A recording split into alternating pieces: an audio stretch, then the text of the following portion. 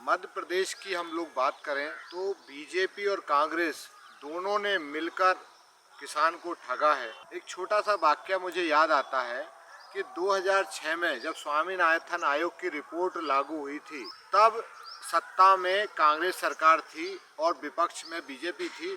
तो बीजेपी ने धरना प्रदर्शन, आंदोलन और ज्ञापन सब कुछ दिया कि स्वामीनाथन आयोग की रिपोर्ट लागू होना चाहिए।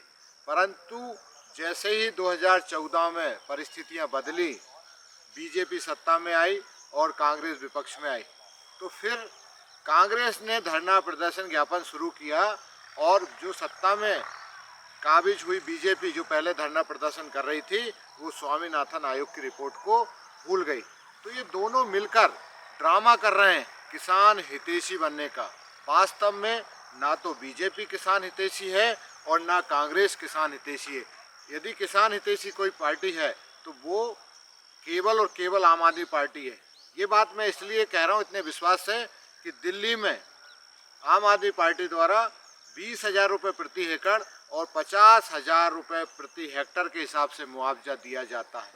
किसानों के लिए 24 घंटे बिजली उपलब्ध कराई जाती है, किसानों को हर सुविधा उपलब्ध की जाती है। अभी पंजाब में हम लोगों ने बरसात में भी पूरे प्रदेश में नहर शुरू कराई और किसान को लाभान्वित कराने का काम किया। अभी हम लोगों ने एक बहुत बड़ा काम पंजाब में हम लोग कर रहे हैं कि जब किसान फसल बेचने जाता है पंजाब में, तो उसको अगले 24 घंटे में भुगतान कराने की व्यवस्था हम लोग करते हैं।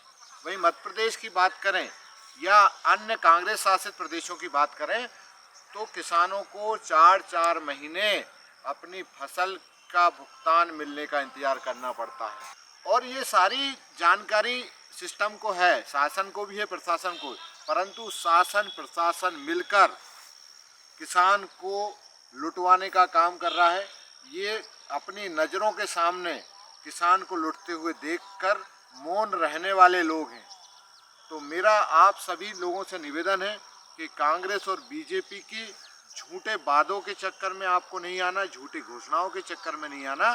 केवल और केवल इन लोगों को मध्य प्रदेश के जनता, मध्य प्रदेश के लोग, मध्य प्रदेश के किसान चुनाव के समय आते हैं और जैसे ही इनको वोट मिलता है, ये 5 साल के लिए मिस्टर इंडिया हो जाते हैं। 5 साल तक आपको दिखाई नहीं देते। जैसे ही चुनाव आता है, फिर ये लोभ लुहाने वादे लेकर, लंबी वादों की लिस्ट लेकर आपके बीच में आते हैं और आपकी वोट लेकर फिर गायब हो जाते हैं।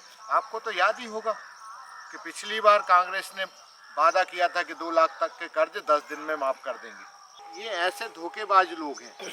बीजेपी की बात करूं, इन्होंने चुनाव से पहले कहा था कि हम किसान को 500 रुपये प्रति कुंटल सोयाबीन पर भावांतर देंगे, 500 रुपये प्रति कुंटल मक्का पर भावांतर देंगे, 160 रुपये गेहूं पर बोनस देंगे। ये सारी बातें भूल गए, इन्होंने कुछ भी नहीं दिया। तो केवल और केवल इनके वादे, दावे और वचन चुनाव तक सीमित होते हैं और चुनाव के बाद इनके सारे वादे, दावे, वचन केवल कोरी घोषणा तक रहते हैं। अभी तो एक वीडियो वायरल हो रहा है कि भैया घोषणा मशीन मुख्यमंत्री किसे कहते हैं। तो घोषणावीर मुख्यमंत्री आप जानते हैं कि हमारे जो मामा जी हैं मुख्यमंत्री जी, वो घोषणावीर मुख्यमंत्री हैं, घोषणा मशीन मुख्यमंत्री हैं। तो इस तरह के लोगों के छलावे में, वादों में आप कब तक आएंगे, ये आपको सोचना पड़ेगा, समझना पड़ेगा और बड़ी गंभीरता के साथ चिंतन कर कर इस चुनाव में आपको जाना पड़ेगा। अभी मैं घूम रहा हूँ गांव-गांव, तो कई बार कुछ पार्टियों के कार्यकर्ता या पदाधिकारी कहते हैं, बोले कर लो आप लोग मेहनत, कितनी कर सकते हो। हम लोग तो आखिरी समय में कुछ बाटल देकर, मुर्गे की टांग दिखाकर और लिफाफा देकर वोट ले लेंगे। तो इस तरह का भी ये लोग षड्यंत्र कर सकते हैं, आप लोगों के बीच में आपको लालच दे सकते हैं। तो मेरा आप सभी से निवेदन है कि इस तरह के लालच में ना आकर संविधान के प्रति निष्ठा के साथ अपना वोट दें। आपका वोट ही आपके 5 साल का भविष्य का निर्धारण करेगा।